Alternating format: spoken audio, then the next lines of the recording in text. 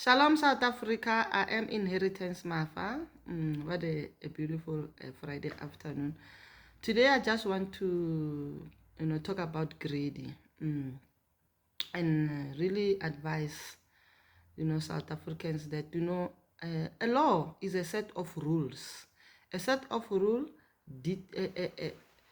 a set of rule made by human beings based on a research. Ne? A very intelligent research. These rules are piled and they regulate and guide us here on earth how to administration of diseased estate. In many issues such as how will we protect the interest of the minor children, the interest of the divorced spouse, the interest of women, the interest of mentally incapable people, vulnerable people, beneficiaries that we cannot find. You find that the person has to inherit, but there's nowhere to be found. We don't know whether he is in overseas or die or where he is, or Kumbule Kaya. We don't know where is the person is. How to protect those interests.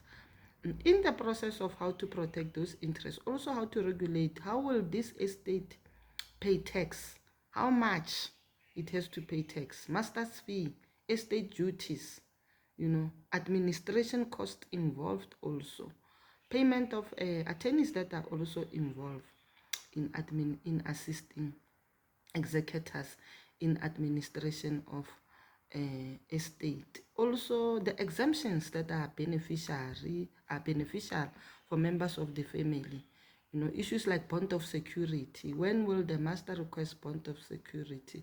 Issues like that is very, very, very important. So these laws are codified and are made an act, and it is studied, you see, in universities, in textbooks. The Office of the Master is, when we say Office of the Master is creatures of the statute, it means it exists because of this law. Anything that is done exists because of this law. Officials are paid because of this law. If this law was not there, we won't be having that office. So respect the law, you see. And the law is not about feelings. So make no mistake, don't put feelings. It's not about how I feel, how the family feel. Greedy also. Yeah, now I'll show them. No. You see, greedy may promise you more power, or I don't know, but it often results in loss. And greedy is a thief on its own. It steals from you whom it manifests through, and it can also steal from other people, especially vulnerable people. So to illustrate my point, I just want to show you in this case scenario. In this case scenario, G died, and when G died, he was divorced when he died, and he was survived by 7 kids. 3 are minors. 7 kids. He had a first child when he was a teenager, and he got married. Out of the marriage, he had 4. And then after the marriage, he got a girlfriend that he did not marry, and they've got 3. But G, being G, a hustler like that, he had nothing when he died, really. 0. No bank account, no money in his assets, 0, 0. No policy, no investment, no nothing. Except half of whatever that he was going to receive when the divorce decree, the divorce order was honored. You see, when he divorced, the divorce decree said division of assets, meaning anything that was acquired in that marriage was supposed to be sold, and it has to be sold, and then G will get 50 and the divorced wife will get 50. And what was there in the marriage also was just a house, and that house was bonded to a bank, and there was no life cover that upon the death of GL, that one that he divorced, there was no life cover to say a bond will be paid, and then something remained for them. So now that the bond did not have a life cover, number one. And number two, there is now a divorce court order that say division of asset. That house has to be sold first. And then when now is sold and transfer is paid, the bank is paid, and the administration process are paid, whatever is left will be divided by 2 between G and the divorced spouse. So now to determine the estate of G, the executor was just waiting for this house to be sold, so whatever that he will get will be distributed among the children of G, because he had no will. So it was Interstate Succession Act. When you die, you are not married, and then don't have parents, and you are survived by the children, so the children will inherit everything equally. So the children of G, the firstborn one, the 4 from the marriage, the 3 one from the latest girlfriend that he was staying with when he died, those are the children that have to get. The girlfriend was getting nothing, but the surviving divorce spouse was getting something when the house is sold. Good. Now the executor made that move. He made a move to say, okay, let's sell this house, pay off the bank, which is the bond, and its administration cost, and whatever is now left has to be divided between these two. He's honoring the divorce decree. The estate of G will be whatever they did get. They put the house on sale, and then the girlfriend was just staying there as a security to look after the property, to keep it clean. When people come in to view there, you'll open for them and they view, and at least it's safe. Because there was no money to pay security. And she was also paying the rate and taxes, this girlfriend. So, at least one major costed but at least he was paying the rate and taxes. Perfect. Now, because if he doesn't pay, electricity was gone, and then he'll be just moving out of that house. So now the challenge was, greedy now came in, your failure to respect the law and to take into account the best interest of the beneficiaries. Greedy came in. And now when greedy came in, the divorce surviving spouse frustrated the whole situation. You must remember the bond was also in her name, the divorced one. Every time when he has to sign the sale, he frustrates everybody. He will go this way, he'll go this way. The estate agent will run around to look for her there and to sign. She'll say, I don't sign, I'm not available, until that buyer now say, I can't wait long now, I'm leaving. And now when the estate agent get another buyer also, is a problem. Once now he has to come and sign, she start insulting the girlfriend. You slept with my man, you slept with my man. You caused me to suffer in my marriage. You slept with my man.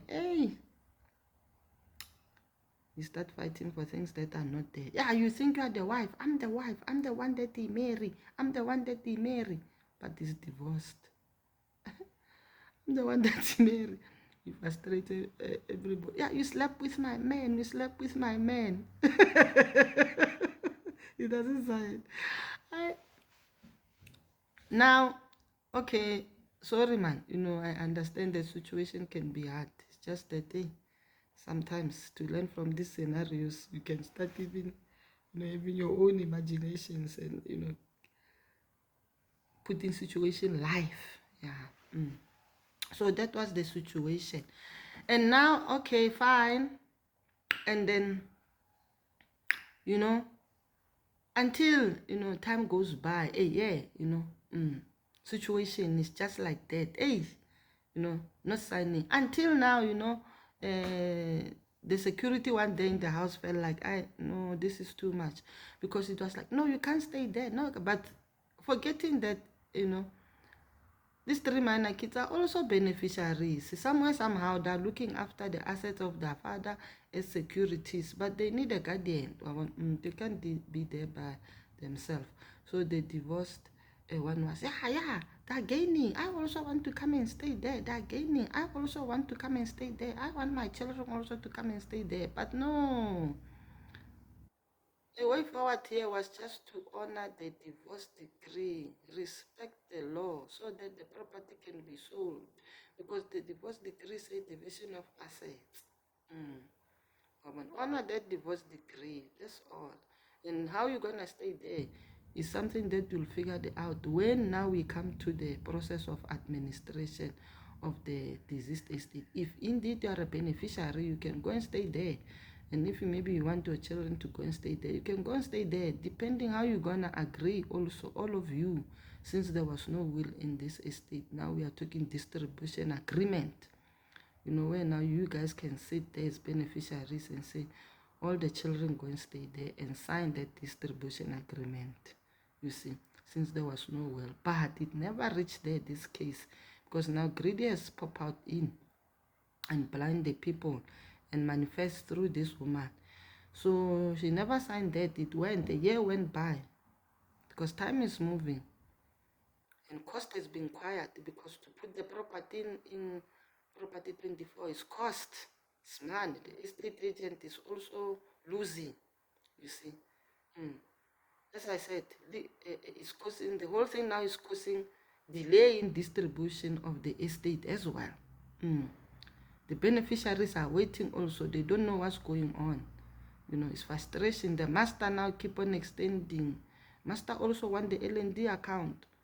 Things are just not happening because of greedy that has manifested through this woman. So she never signed, and then the house now has to be repossessed, where now the executor has to inform the secure creditor now and says, terms of section 34 of administration of estate, inform the secure creditor and say, what is the direction here? Are we liquidating or what? Or repossessing? Must remember, if we terminate the mandate, the bank has to repossess, because you know there is no way forward. And now as a result of this, you know, things fall apart. Things fell apart. The house is just empty like that. You know, the neighbors have to always look after it so that Nyaupes doesn't get in there and harass them. The bank has to now repossess the house because it has become the property of the bank now, because there was no life cover. And the children also, these 7 kids, they can't inherit anything from their father also, you see. But they were 100% possibility to inherit something. Even 200 rand, it would have helped them for closure in their life. Or to say indeed they got something from their father, but no, it never went there. Even this divorced surviving spouse, there was 100% for him to get something. I mean, for her, the bond is paid. That debt is out of her shoulders, number one. Number two, the children will have got something. 4, they would have got at least something. Chicken Nicky, whatever, they would have got something from the father and say, hey, we got something from our father, you know, or cell phones. They would have bought cell phones or whatever, something from their father. But Dololo, also herself Dololo. Also now, administration costs, not paid, everything. You see now, greedy costs now everything. You know, as Proverbs 15:27 say, whoever is greedy for unjust gain, trouble his or her own household. Now, this is the situation. Now, after that, now that she sees that she can't get anything, she doesn't want to take the responsibility of her actions. She run around like a headless chicken, goes to the master, Lord this, goes to law society, hey, blaming there, hey, blaming there, going to this attorney and this attorney. Not taking responsibilities of her action. So it ends there, South Africa. You know, this is Inheritance Mafa. Distribute your assets to your beneficiaries while you're still alive is wise, because when you are dead, you cannot do it. To prevent issues like this, maybe if there was a will, it could have helped a lot. So now it's very important that you distribute your wealth while you're still alive, because death is another thing. We don't know when it's gonna come in, and we don't know how people are gonna act because of death. Shalom.